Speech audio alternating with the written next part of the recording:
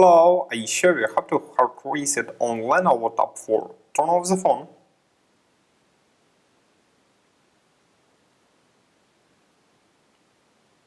Next, press and hold the power button and volume up key for a few seconds.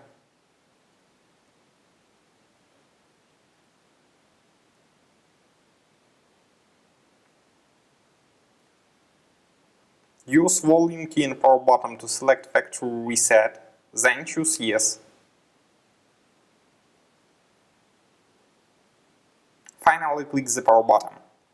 Your device will now restart. Successfully, the hard reset is completed now. Subscribe to our YouTube channel and rate the video.